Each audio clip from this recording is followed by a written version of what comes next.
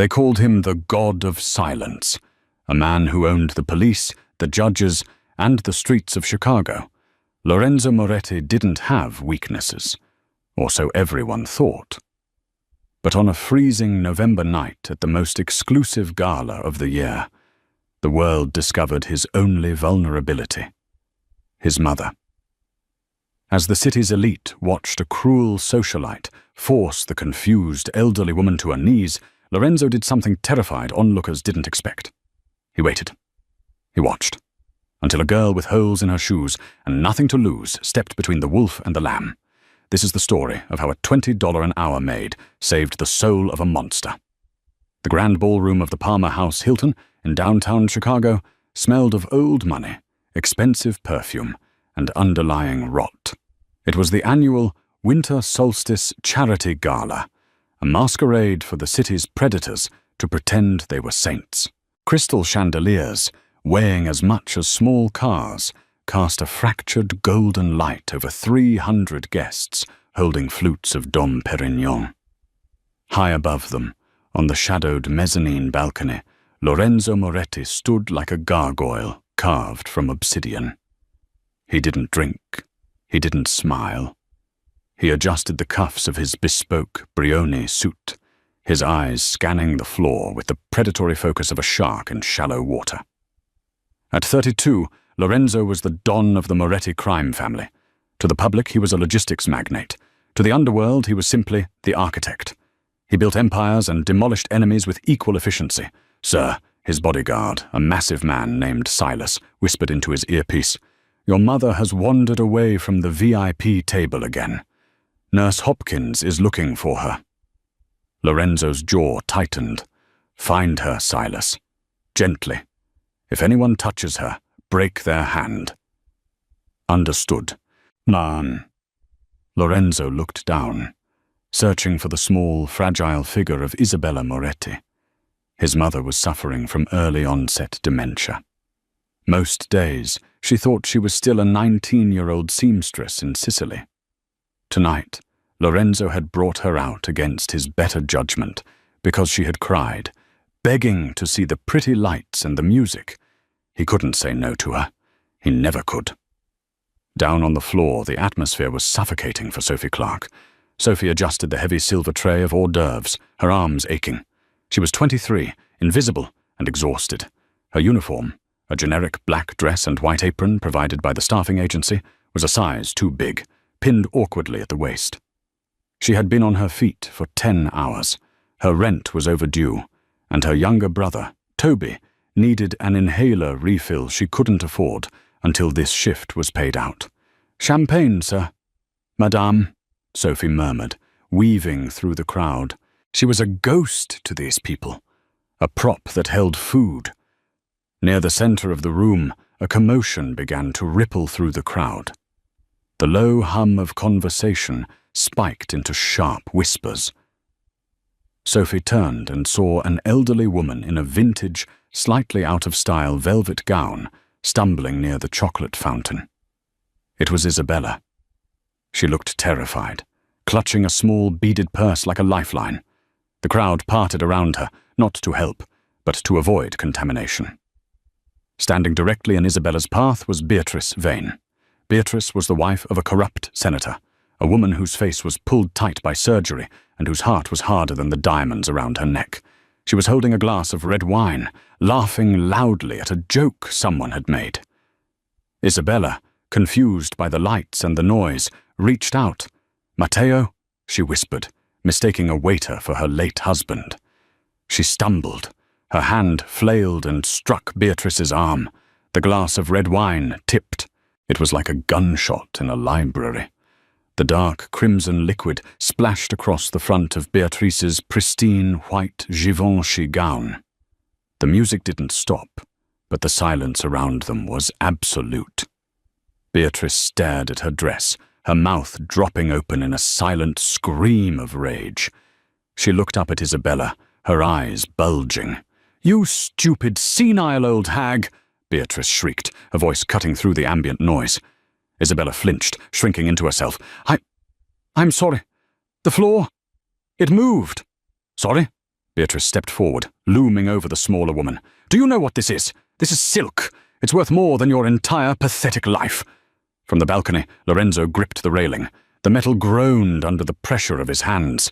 He took a step towards the stairs, his blood running cold. But he paused. He saw the security guards moving in, but they were hesitating. Beatrice Vane was powerful. No one wanted to offend the senator's wife. Lorenzo wanted to see who, in this room of 300 friends and allies, would help his mother.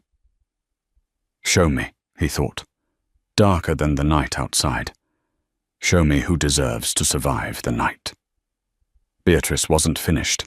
She grabbed Isabella's arm, her nails digging into the elderly woman's thin skin. "You ruined my night. You're going to fix it." "Please," Isabella whimpered, tears welling in her cloudy eyes. "I just want to go home." "You're not going anywhere until you clean this up," Beatrice hissed. She pointed a manicured finger at the floor where a few drops of wine had spattered the marble. "Get on your knees. Use that rag you call a shawl. Wipe it up." The crowd watched. Men in tuxedos, women in pearls. They all just watched. It was a spectacle to them. A game. "I said, get on your knees." Beatrice shoved Isabella. Isabella's knees buckled. She began to sink towards the cold, hard floor, sobbing softly. I'm sorry. Lorenzo felt a rage so pure it nearly blinded him. He reached inside his jacket for the gun he wasn't supposed to have. He was going to kill Beatrice Vane in the middle of the Palmer House ballroom. Consequences be damned. But before he could move, a blur of black and white shot across the floor. Sophie didn't think. She didn't calculate the risk. She just saw her own grandmother in the terrified eyes of the woman being bullied. The tray of hors d'oeuvres hit a side table with a clatter, spilling crab cakes everywhere. Sophie sprinted the last 10 feet and slid between Beatrice and Isabella, just as the older woman was about to hit the floor.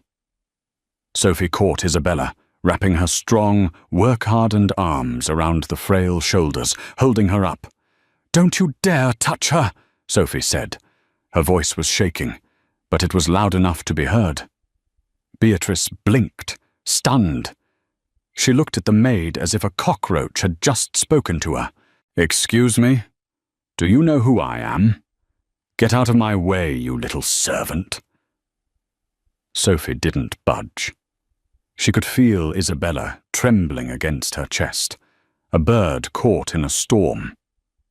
"I don't care who you are," Sophie said, her heart hammering against her ribs. "She's confused. She's scared. And you are bullying an elderly woman over a piece of fabric. Have you no shame?" The gasp from the crowd was audible. A maid lecturing Beatrice Vane? It was social suicide. Beatrice's face turned a violent shade of red. "Manager!" she screamed. "Where is the manager? I want this girl fired. I want her arrested." The hotel manager, a sweating man named Mr. Henderson, came running over, my nun, looking pale. "Mrs. Vane, I am so sorry." "Fire her!" Beatrice shrieked, pointing a shaking finger at Sophie. "And throw this old witch out on the street." Sophie tightened her grip on Isabella. "It's okay," she whispered into Isabella's ear, ignoring the screaming socialite. "I've got you. Nobody is going to hurt you." Beatrice, fueled by the lack of immediate obedience, grabbed a glass of champagne from a passing waiter who had frozen in the chaos. "You want to help the trash? Then you can smell like it too."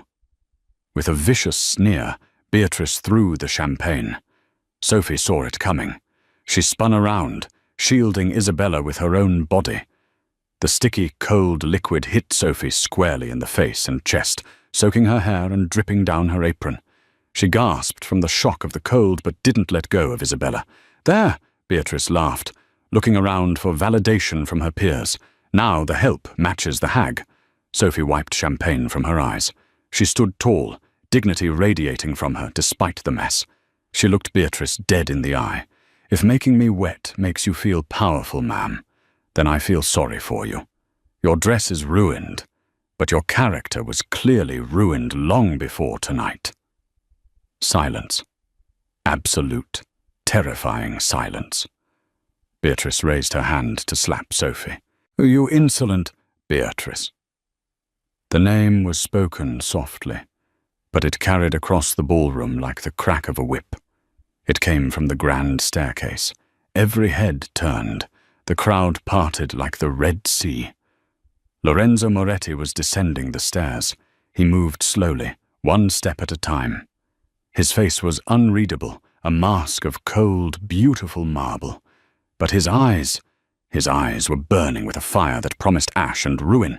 He didn't look at the crowd. He didn't look at the manager. He walked straight into the circle, his polished shoes making no sound. Beatrice Vane's hand froze in mid-air. Her arrogance evaporated instantly, replaced by a primal fear. Everyone knew Lorenzo Moretti. Everyone knew that if you crossed him, you didn't just lose your money. You disappeared. Lorenzo stopped 3 feet from them. He looked at Beatrice. Then he looked at the manager. Finally, his gaze landed on Sophie. He saw the champagne dripping from her chin. He saw the fierce, protective way she held his mother. He saw the fear in her eyes, warring with a stubborn bravery that he hadn't seen in years. He stepped closer to Sophie. She flinched, expecting another attack. Lorenzo reached out. Sophie squeezed her eyes shut, bracing for a blow. But he didn't strike her. With a gentleness that shocked the room, Lorenzo took a silk handkerchief from his breast pocket. He reached out and dabbed a drop of champagne from Sophie's cheek. "What is your name?" he asked, his voice a low rumble that vibrated in her chest. Sophie opened her eyes. She was looking up into the darkest, most intense eyes she had ever seen. "Sophie," she whispered. "Sophie Clark." Lorenzo nodded slowly. He turned his gaze to his mother. "Mama," he said softly. "Are you hurt?" Isabella looked up, her face brightening. "Enzo, this nice girl. She caught me. She stopped the floor from moving." "I know, Mama. I saw." Lorenzo turned to Beatrice Vane. The temperature in the room seemed to drop 10 degrees. "Mrs. Vane," Lorenzo said. His voice was polite, which made it terrifying. "You seem to have mistaken my mother for someone who tolerates disrespect. And you seem to have mistaken this young woman," he gestured to Sophie, "for someone without a protector." Beatrice was trembling so hard her jewelry rattled. "Mr. Moretti, I didn't know. I thought she was just some nobody." "Nobody." Lorenzo stepped into Beatrice's personal space. She smelled of fear and expensive wine. "You just humiliated the woman who gave me life, and you assaulted the only person in this room with enough honor to stand up to you." Lorenzo turned to the manager. "Mr. Henderson." Yes, Mr. Moretti?" "Mrs. Vane is leaving." "Now," Lorenzo didn't shout. He didn't have to. "And if she is ever allowed into any establishment you oversee in this city again, I will buy the building and burn it to the ground with you inside. Do we understand each other?" Yes, of course, Mr. Moretti." The manager frantically waved for security. "Escort Mrs. Vane out. Immediately." As Beatrice was dragged away, sobbing and pleading, Lorenzo turned back to Sophie. She was shivering, partly from the cold champagne, partly from adrenaline. She started to pull away. I should go. I'm going to get fired for this." "No," Lorenzo said. He took off his tuxedo jacket. It was heavy, warm, and smelled of sandalwood and power. He draped it over Sophie's wet shoulders. It swallowed her small frame. "You're not fired, Sophie Clark," Lorenzo said, buttoning the jacket at her neck, his knuckles brushing her skin. "In fact, you just got a promotion." Sophie looked up at him, bewildered. I don't understand." Lorenzo offered his arm to his mother on one side, and then, to the shock of the entire city of Chicago, he offered his other arm to the champagne-soaked Maid. "Walk with me," he commanded, though it sounded like a plea. "We have much to discuss." As they walked out of the ballroom, leaving a stunned silence in their wake, Sophie had no idea that she had just walked out of her old life and into the lion's den. And the lion was hungry. The air outside the Palmer house was biting, a typical Chicago wind that sliced through clothing, but Sophie barely felt it. She was encased in Lorenzo Moretti's tuxedo jacket, a garment that cost more than her entire year's earnings. A sleek, armored Mercedes Maybach pulled up to the curb with the silent grace of a panther. Silas, the massive bodyguard from the balcony, opened the rear door. "Get in," Lorenzo said. It wasn't a question. Sophie hesitated on the sidewalk. The adrenaline was fading, replaced by a cold dread.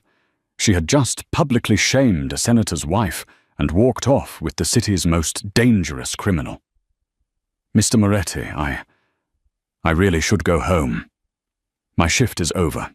"The agency will be worried," Lorenzo looked at her, his eyes dark under the streetlights.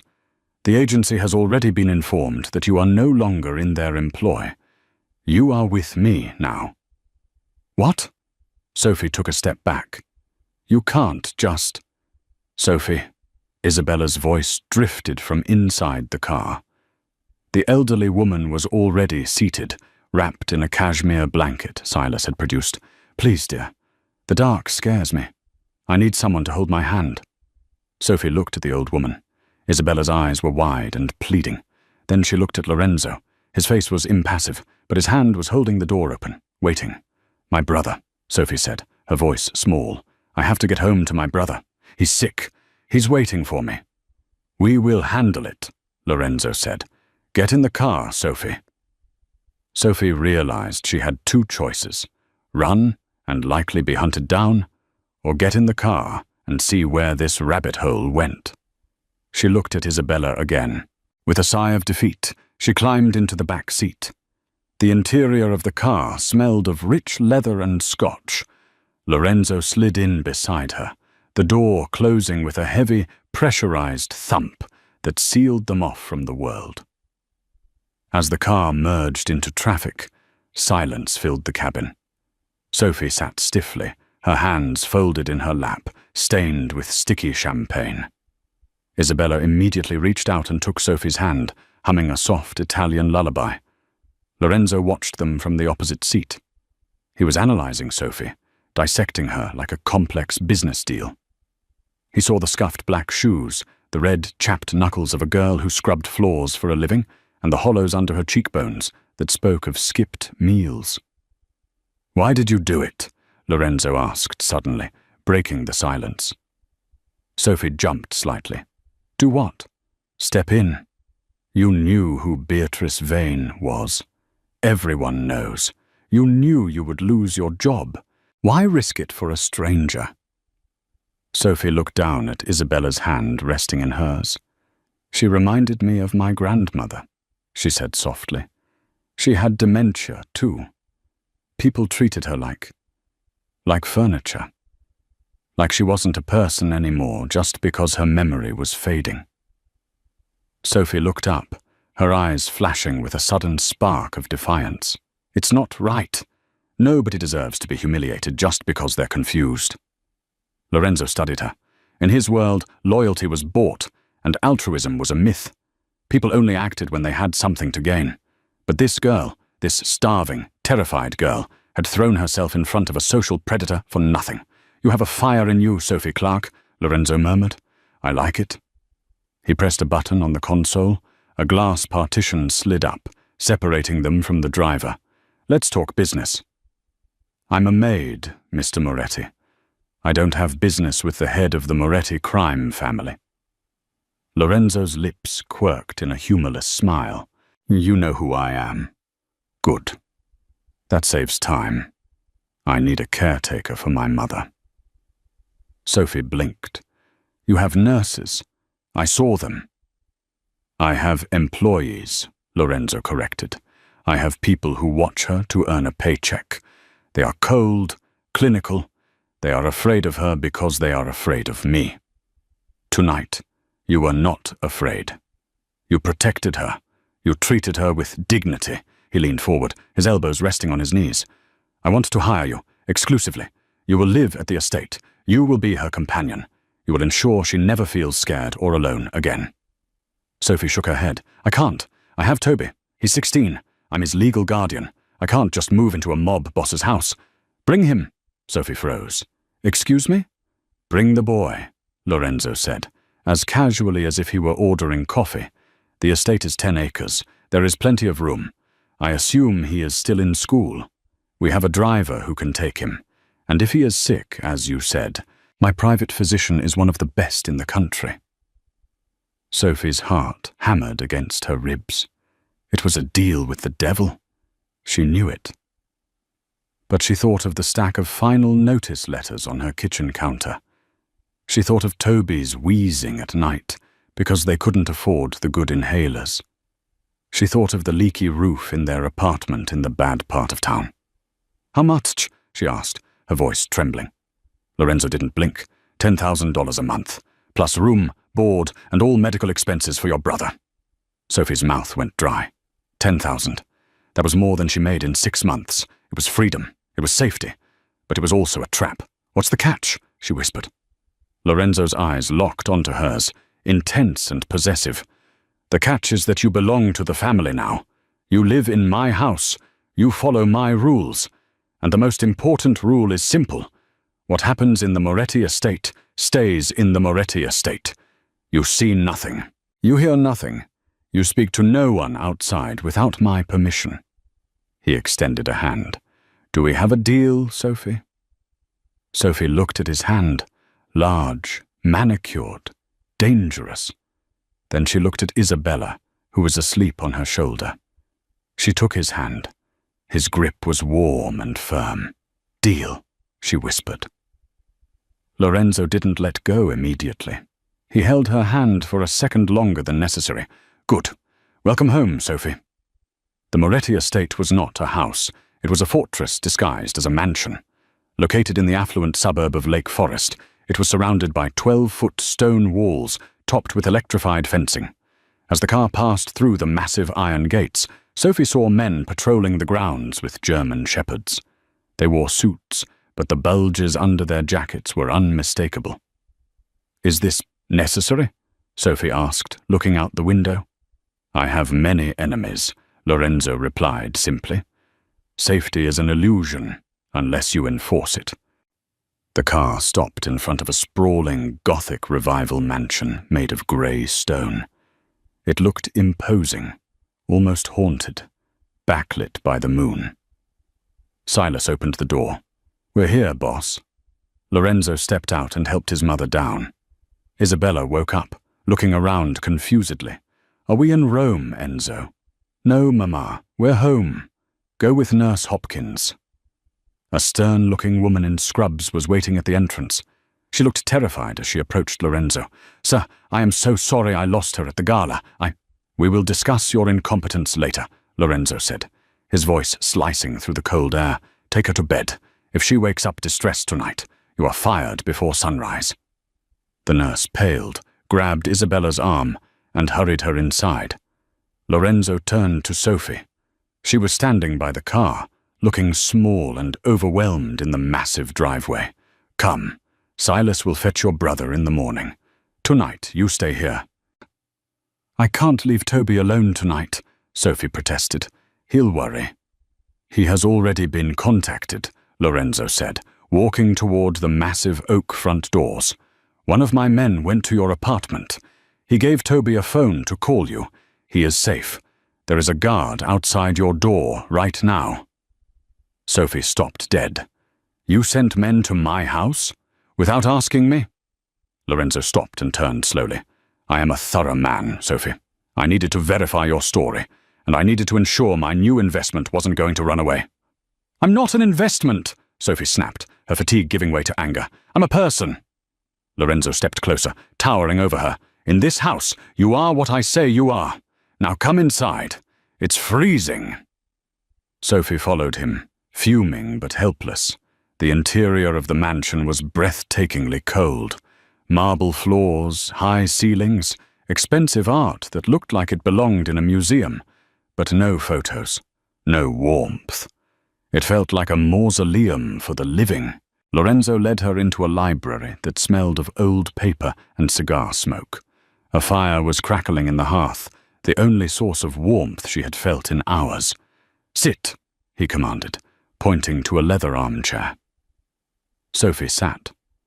She watched as Lorenzo walked to a mahogany desk and poured 2 glasses of amber liquid. He handed one to her. Brandy. It will help with the shock. Sophie took the glass but didn't drink. So what now? Do I sign a contract in blood? Lorenzo chuckled, a low, dark sound. He picked up a manila folder from his desk and tossed it into her lap. Open it. Sophie opened the folder. Her breath hitched. It was her life. There were photos of her walking to work, photos of Toby at school, copies of her overdue electric bills, a copy of her father's death certificate from a construction accident 5 years ago, an accident where the company never paid out. How? Sophie looked up, horrified. How do you have all this? We've only known each other for an hour. I have a team of analysts who can find the history of a ghost in 10 minutes, Lorenzo said, leaning against the desk. I know everything, Sophie. I know you dropped out of nursing school to take care of Toby when your father died. I know you have $42,000 in debt. I know your landlord, Mr. Russo, has been threatening to evict you by Friday. He took a sip of his brandy, watching her over the rim of the glass. You are drowning, Sophie. I am the lifeboat. Sophie felt naked. All her secrets, her shame, her struggles, laid out on paper for this billionaire criminal to judge. Why are you doing this? She asked, her voice cracking. You could hire anyone. Why go to this trouble for a maid? Lorenzo set his glass down. He walked around the desk and stood in front of her. He reached out and tilted her chin up, so she had to look at him. Because when Beatrice Vane threw that champagne, you didn't flinch, he said softly. You didn't look for an exit. You stood your ground. Loyalty like that is rare. It cannot be taught. It must be born. His thumb brushed her lower lip, a gesture that was shockingly intimate. Sophie stopped breathing. I need someone I can trust with my mother's life, Lorenzo said. My enemies would love to use her against me. They would hurt her to get to me. I need a guard dog, Sophie. One that looks like a lamb, but bites like a wolf. I think that is you. He pulled back and picked up a pen. He placed a document on the table next to her. The contract. It outlines the salary, the benefits, and the confidentiality agreement.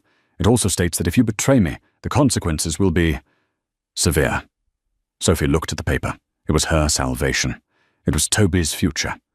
It was also the end of her freedom. She thought of the cold apartment. She thought of Beatrice Vane laughing at her. She thought of the way Lorenzo had put his jacket around her. She picked up the pen. I have one condition, she said, her hand hovering over the paper. Lorenzo raised an eyebrow. You are in no position to bargain, but go ahead. Amuse me. I want to finish my nursing degree, she said, online, at night, when Isabella is asleep. You pay for the tuition. Lorenzo stared at her for a long moment. Then a genuine smile touched his lips, not the cold smirk from before, but something real. It transformed his face, making him devastatingly handsome. Done, he said. Sophie signed the paper. Welcome to the family, Lorenzo said. He took the paper and locked it in a drawer. Now, go to sleep. Your room is on the 3rd floor, 2nd door on the left. Do not wander. The motion sensors are active. Sophie stood up, her legs shaky. She walked to the door but paused. Mr. Moretti. Lorenzo, he corrected, his back turned to her as he poured another drink. Call me Lorenzo. Lorenzo. She tested the name. It felt heavy on her tongue. Thank you for the jacket. Good night, Sophie. Sophie walked out into the silent hallway. As she climbed the grand staircase, she didn't see the shadows moving in the corners. She didn't know that by signing that paper she had just put a target on her back. Lorenzo wasn't just hiring a maid. He was bringing a weakness into his fortress. And in the Chicago underworld, weakness was blood in the water. Inside the library, Lorenzo watched the security feed on his monitor. He watched Sophie enter her room and lock the door. He pulled out his phone and dialed a number. It's done, Lorenzo said into the phone. She's in. Dig deeper into her background. I want to know if she has any ex-boyfriends, any distant relatives, anyone who could be used as leverage against her. If there is anyone. Remove them. He hung up and stared into the fire. The game had changed, and for the first time in years, Lorenzo Moretti wasn't sure if he was the player or the pawn. 3 weeks had passed since the night of the gala. The Moretti estate had a rhythm, one that Sophie was slowly learning to dance to. Her days were spent with Isabella. Surprisingly, the elderly woman flourished under Sophie's care. They spent mornings in the heated conservatory, pruning orchids. Sophie would play old Italian vinyl records she found in the attic, and for hours, Isabella would be lucid, recounting stories of the Amalfi Coast, of lemon groves, and of a boy named Matteo who stole her heart. Sophie's brother, Toby, had adjusted less smoothly. He was living in the guest wing, surrounded by every video game console imaginable, gifts from Lorenzo, but he was wary. "This isn't normal, Soph," he'd whispered during their dinners. "These guys, they have guns under their coats. I saw the gardener cleaning a pistol in the shed." "We're safe, Toby," Sophie would assure him, though she wasn't entirely sure herself. "Just focus on your schoolwork. The tutors Mr. Moretti hired are expensive." Lorenzo was a ghost. Sophie rarely saw him. He left before dawn and returned long after the house was asleep. But his presence was everywhere, in the fresh flowers that appeared in her room, in the specific nursing textbooks that arrived by courier, and in the way the guards watched her with newfound respect. One stormy Tuesday evening, the routine broke. Sophie was in the kitchen making herbal tea for Isabella. The house was quiet, save for the drumming of rain against the reinforced glass. She turned around and gasped. Lorenzo was sitting at the small kitchen island, watching her. He had discarded his suit jacket. His white shirt was unbuttoned at the collar, revealing a glimpse of a dark tattoo on his chest. He looked exhausted, his eyes rimmed with red. "I didn't hear you come in," Sophie said, her hand going to her throat. "I know how to move quietly," Lorenzo said, his voice raspy. "It's a survival skill." He gestured to the teapot. "Is there enough for 2? Sophie nodded and poured him a cup. She slid it across the marble counter. He took it, his fingers brushing hers. The electric shock was still there, stronger than before. "How is she?" Lorenzo asked, staring into the steam. "She's having a good week," Sophie said softly. "She remembered your birthday is coming up. She wants to bake a cake. She keeps asking if you like lemon." Lorenzo looked up, surprised. "She remembers my birthday? She hasn't remembered that in 3 years." "She remembers how you felt," Sophie said. "She says you were always a serious boy, that you carried the world on your shoulders even when you were 10. Lorenzo let out a bitter laugh. "She's not wrong. My father died when I was 10. I became the man of the house that day." He looked at Sophie, really looked at her. She was wearing a simple, oversized sweater and leggings, her hair in a messy bun. She looked domestic, warm, everything his life wasn't. "You look tired, Sophie. Is my mother too much trouble?" "No," Sophie said quickly. "I love her. She's the grandmother I wish I still had." But? Lorenzo's eyes narrowed. "I'm worried about Toby," she admitted. "He feels like a prisoner. He can't leave the grounds without an escort. He's 16. He wants to go to the movies, hang out with friends." Lorenzo took a sip of tea. "The Salvaro family has put a price on my head, Sophie. $5 million. If Toby walks out that gate alone, he will be snatched within the hour to get to me, or to get to you." Sophie went pale. "To get to me? You are important to my mother," Lorenzo said, his gaze intense. "That makes you a weakness, and my enemies exploit weakness." He stood up and walked around the island, crowding her space. The kitchen suddenly felt very small. "I told you, Sophie. You are in the spider's web now. You can't just fly away." He reached out and tucked a loose strand of hair behind her ear. His touch was scorching. Sophie forgot how to breathe. "But don't worry," Lorenzo whispered, leaning down so his lips were inches from hers. "I am a very possessive spider. I don't let anyone touch what is mine." The air crackled with tension. Sophie's heart pounded. She wanted to run. She wanted to lean in. Suddenly the kitchen door burst open. "Sir!" It was Silas, his gun drawn. "Perimeter breach, Sector 4. Lorenzo's demeanor changed instantly. The tired man vanished. The Don appeared. His eyes went cold, his posture rigid. "Where?" Lorenzo barked, pulling a sleek black handgun from the waistband of his trousers. "The delivery entrance. They used a fake courier van." "Secure my mother," Lorenzo ordered, grabbing Sophie's arm. "You come with me. I'm not leaving you out of my sight." "But Toby," Sophie screamed. "Silas has Toby. Move!" Lorenzo dragged Sophie out of the kitchen as the sound of automatic gunfire erupted in the hallway. Chaos engulfed the mansion. The alarms were blaring, a deafening, high-pitched wail. Lorenzo shoved Sophie into the library and kicked the heavy oak door shut, locking it. He pushed a massive bookshelf in front of it with inhuman strength. "Stay down," he commanded, forcing her behind the solid mahogany desk. "What is happening?" Sophie cried, covering her ears as gunfire echoed just outside the door. "An assassination attempt," Lorenzo said calmly, checking the magazine of his gun. "The Salvaros. They shouldn't have been able to get inside the gates. Someone let them in." His eyes were dark with fury. "Someone on my payroll sold me out." The door handle rattled violently. Then bullets began to chew through the wood, sending splinters flying. "Lorenzo!" Sophie screamed. "Quiet," he hissed. He moved to the side of the door, waiting.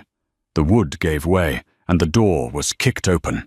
A man in tactical gear and a balaclava stormed in. Lorenzo moved like a viper. He grabbed the gunman's barrel, twisted it up, and fired 2 shots into the man's chest. The intruder dropped. 2 more men entered. Lorenzo took cover behind a leather armchair, returning fire. Bang! Bang! 1 man fell. The other ducked behind a sofa. "Give it up, Moretti!" the gunman shouted. "We have the boy!" The blood drained from Sophie's face. She stood up from behind the desk. "No! Sophie, get down!" Lorenzo roared. "We have the kid!" the gunman yelled. "Come out, or we bleed him!" Sophie didn't think. Instinct took over. She saw a heavy bronze bust of Julius Caesar on the desk. She grabbed it. While the gunman was focused on Lorenzo's position, Sophie hurled the bust with all her strength. It sailed over the sofa and struck the gunman squarely in the head with a sickening thunk. He collapsed without a sound.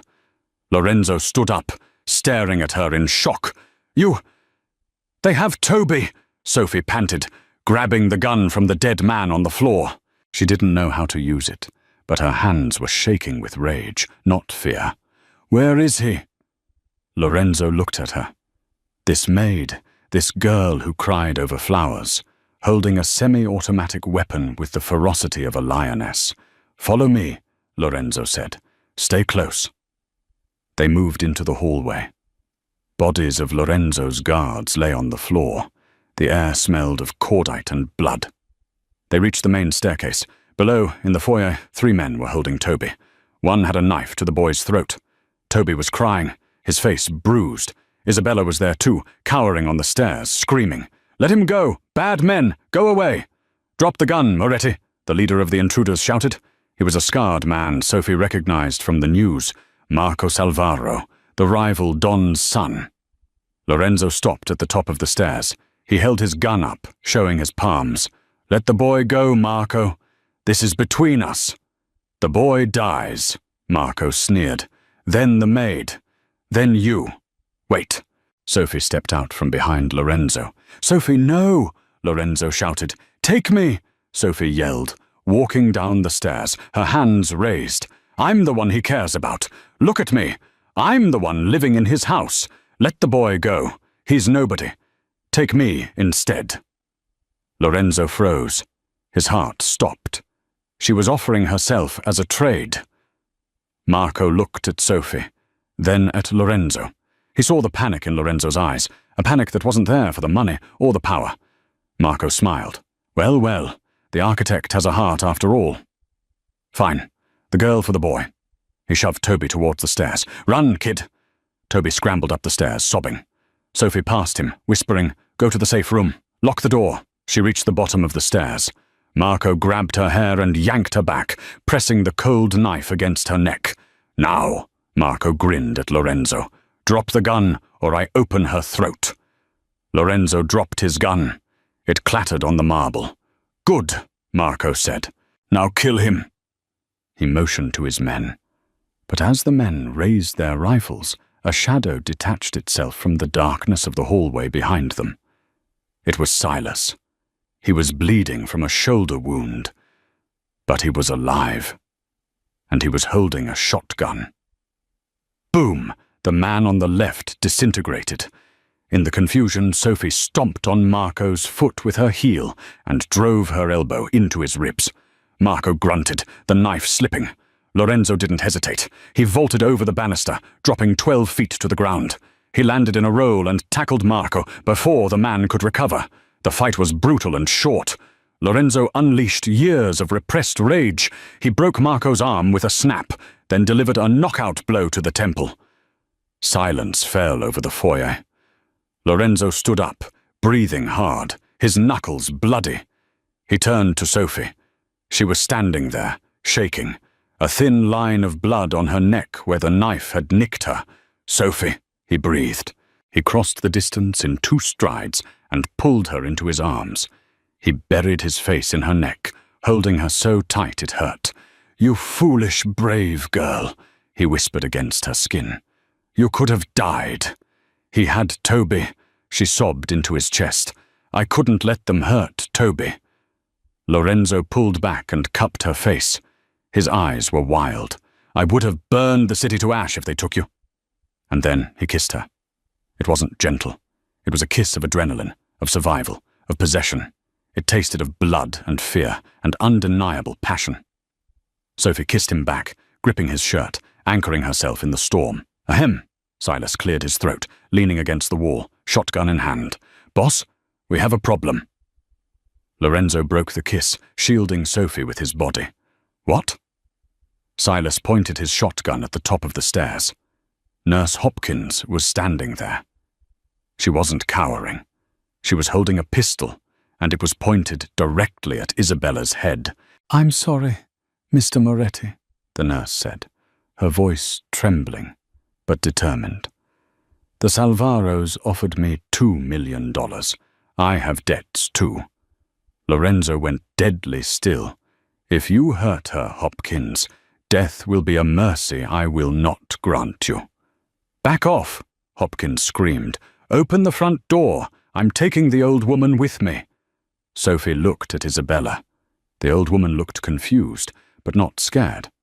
She was looking at Sophie. Isabella suddenly reached into her pocket. She pulled out the pair of gardening shears Sophie had lost 3 days ago. "Bad nurse," Isabella muttered. She jammed the shears into Hopkins' thigh.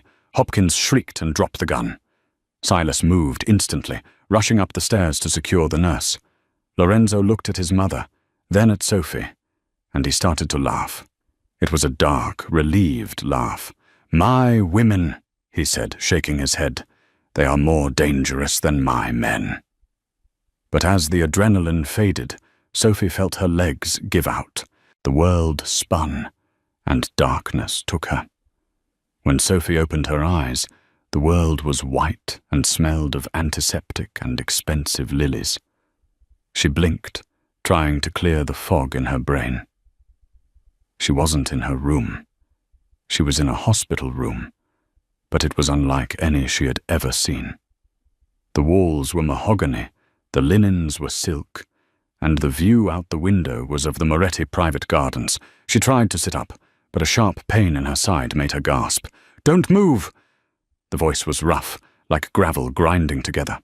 Sophie turned her head. Lorenzo was sitting in a wing-back chair beside the bed. He looked terrible. His stubble had grown into a beard, his eyes were bloodshot, and he was still wearing the same blood-stained white shirt from the night of the attack. "Lorenzo," she croaked. "How long?"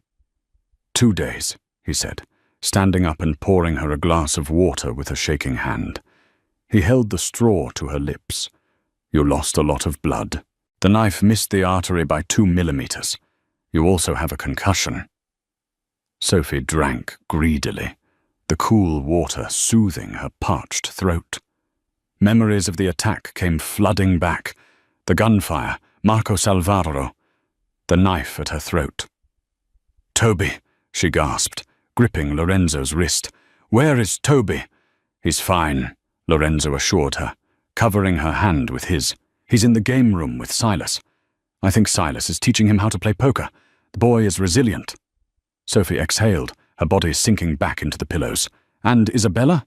"She is currently baking cookies for the security team," Lorenzo said, a faint, weary smile touching his lips.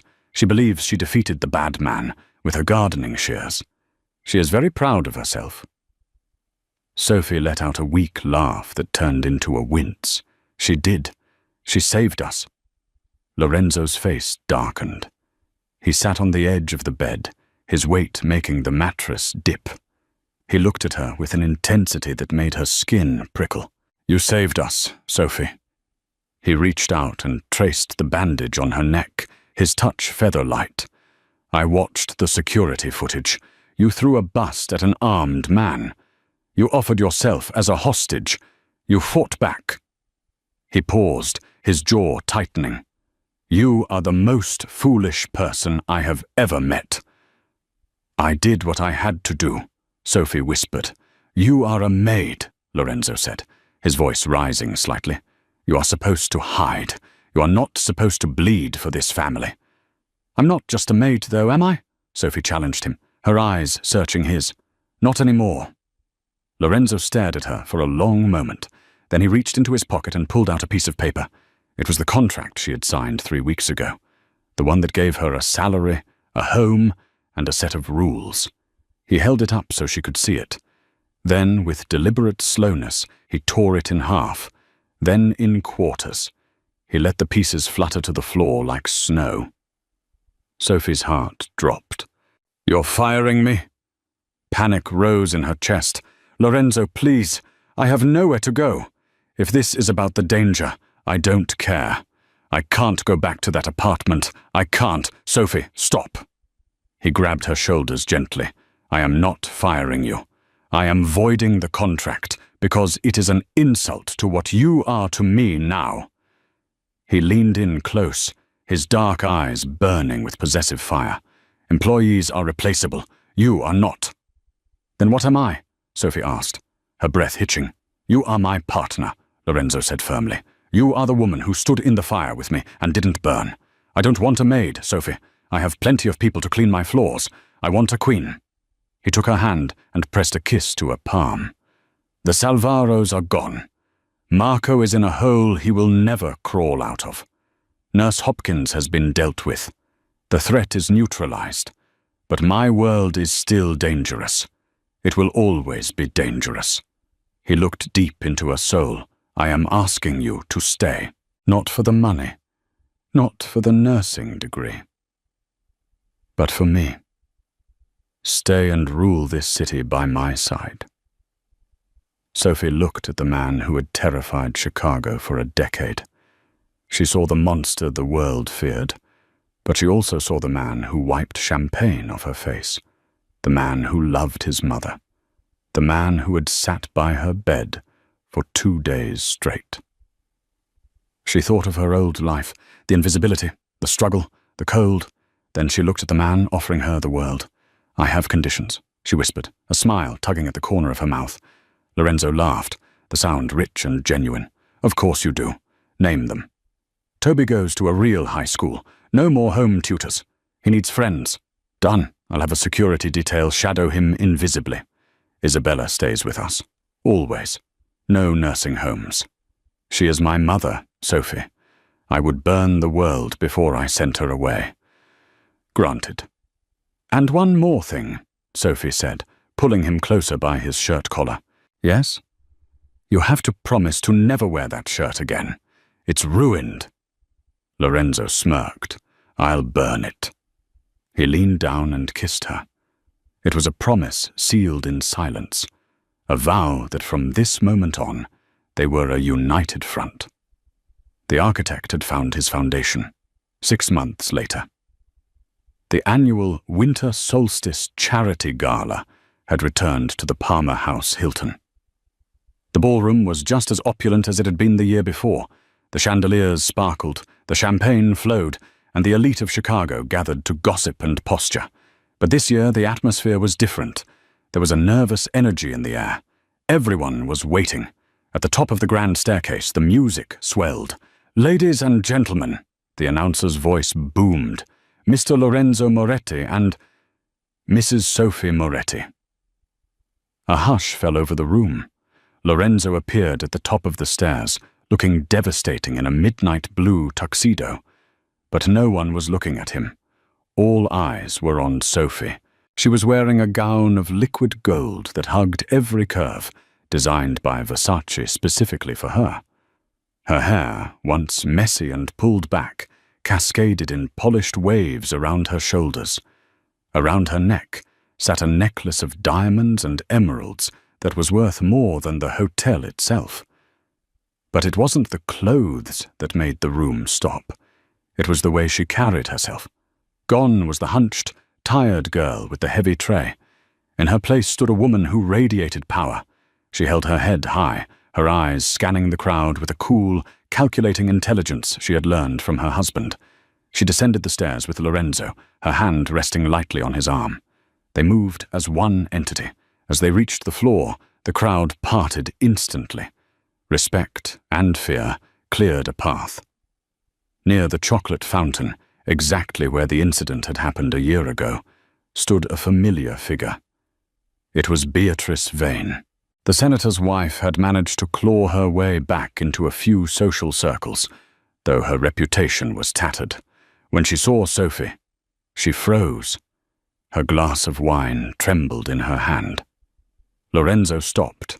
He looked at Beatrice, then down at his wife. "Do you want me to have her removed?" he murmured. Sophie looked at Beatrice. She saw the fear in the older woman's eyes. She saw the way Beatrice's friends were slowly inching away from her, not wanting to be caught in the blast radius. Sophie smiled. It wasn't a malicious smile. It was a smile of absolute pity. "No," Sophie said loud enough for the nearby guests to hear. "Let her stay. Everyone needs to see what the past looks like. I'm only interested in the future." She turned her back on Beatrice Vane. "Champagne, my love?" Lorenzo asked, signaling a waiter. "Please," Sophie said. The waiter hurried over. It was a young girl, no older than 20, looking terrified and exhausted, her apron pinned awkwardly at the waist. Her hands were shaking as she held the tray. Sophie saw her. She saw the holes in the girl's shoes. She saw the desperation in her eyes. Sophie stopped the waiter. "What is your name?" Sophie asked gently. "Jenny, ma'am," the girl squeaked, terrified she had done something wrong. Sophie took a glass of champagne. Then she reached into her clutch and pulled out a business card. It was thick, cream-colored cardstock with the Moretti crest embossed in gold. "Jenny," Sophie said, "my grandmother needs a companion for the afternoons. It pays $30 an hour, full benefits, and we pay for tuition if you're in school. Call this number tomorrow." The girl's jaw dropped. Tears welled in her eyes. "Ma'am, are you serious?" "Dead serious," Sophie said. "Don't be late." Sophie turned back to Lorenzo, who was watching her with a look of pure adoration. "You're soft," he teased, wrapping his arm around her waist. "I'm not soft," Sophie replied, leaning into him. "I'm just building my own army. You have your soldiers, Lorenzo. I have the people no one else sees." Lorenzo laughed and kissed her temple. "Remind me never to cross you, Mrs. Moretti." "You better not," she whispered. They walked out onto the dance floor, the king and queen of Chicago. The music swirled around them, and for the first time in his life, Lorenzo Moretti didn't watch the exits. He didn't scan for threats. He only watched his wife. The maid who had saved his mother had not just cleaned up a mess. She had cleaned up his soul, and as they spun under the golden lights, they both knew that this was the only real life story that mattered. And that is the story of how a single act of kindness changed the destiny of the most dangerous man in Chicago. It's a reminder that sometimes strength isn't about how hard you can hit or how much money you have. Real strength is standing up for the vulnerable when everyone else is watching and laughing. Sophie Clark started as a ghost in a room full of people, but she ended up ruling the city because she had the one thing money couldn't buy: a brave heart. Lorenzo and Sophie's love story proves that even in the darkest worlds, light can find a way in, if you're willing to open the door. What would you have done if you were in Sophie's shoes? Would you have intervened, or would you have stayed safe? Let me know in the comments below. If this story moved you, please hit that like button. It really helps the channel grow. And don't forget to subscribe and ring the notification bell so you never miss a daily dose of drama, romance, and real-life storytelling. Thanks for watching, and I'll see you in the next story.